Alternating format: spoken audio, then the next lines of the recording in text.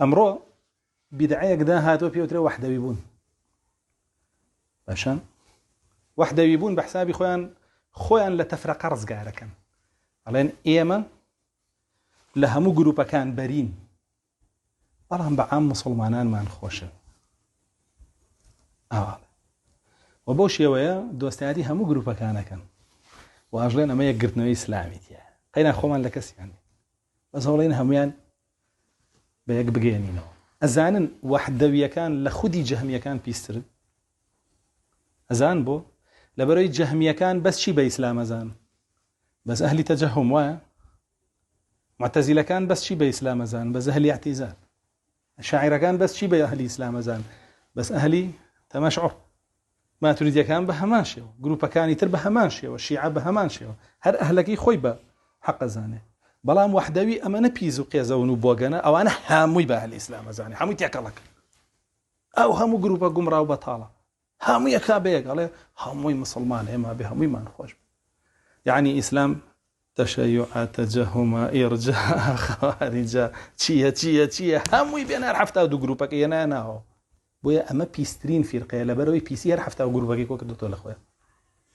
خطرترين جروبيش لسر الاسلام لم رويا كان يتربا جورها ناودين لجير ناوي جورها ريخرا وبانيلو نازانم ام بابتانيا خويا انا كان بناو مسلمان انا زورترين مسلماني جبن مسلمان عاطفيه كبانغا كريبو يقرتن لقال شي كاكا لقال بدعه لقال كفر لقال تجهم لقال تشيع لقال إرجاء لقال قبر برستي لقال ديمقراطي خواص قرتنا قال كيف تو أما بيا قرتنا زاني يعني بكاول كردنا زاني يعني أما بنهيشتني يا قرتنا زاني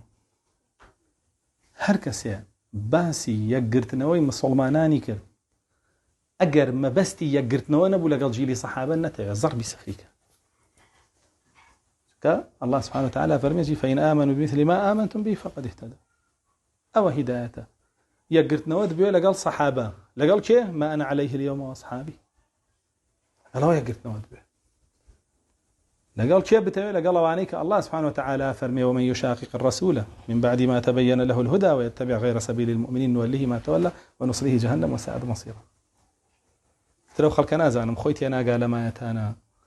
ياخذ تعريفه كترو تأويله كتري بو كاله بري ما بستيكي هيا ياخذ بوي دنياي بي بدز بهنه ياخذ برجوانديكاني بين تبون يتر ناو بانجي هبه جويني بي ندري نغيري نارحد نكري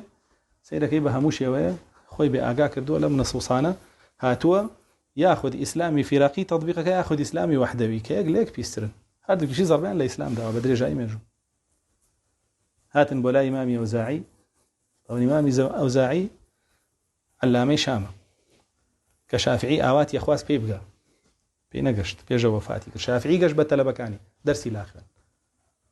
امامي وزاعي قوره تابعي ام بيا برزات بولايتيان بيا هي دانيشه لقال اهل السنه وداجني شيء لقال اهل بدعه فرمي ذاك رجل يريد يا هو رجل يريد ان يساوي بين الحق والباطل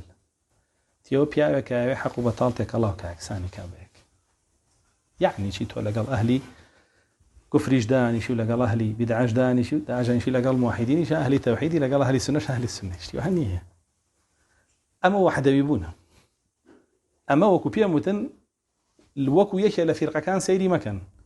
وكو بي سي هر حفتا دو جروبا كسيري كان أجر واسيري نكيتياتي وابزاني وإسلامي طه كبهوي ركلامه بهوي بشجيدي كردني حركة كانوا أمره أما أنا بون بفرقة وبون بحجمه جورج بون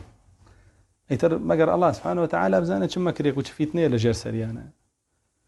بس بإذن الله هر كيدي دجي أم دينا به فشله هنا بس تروي خسارة من دي بو أواني كبو كيدتي كون بو فيالتي كون وبدواعي كون بس هر برزي وسرقوتنيش بو أواني كتينا كون دواينا كون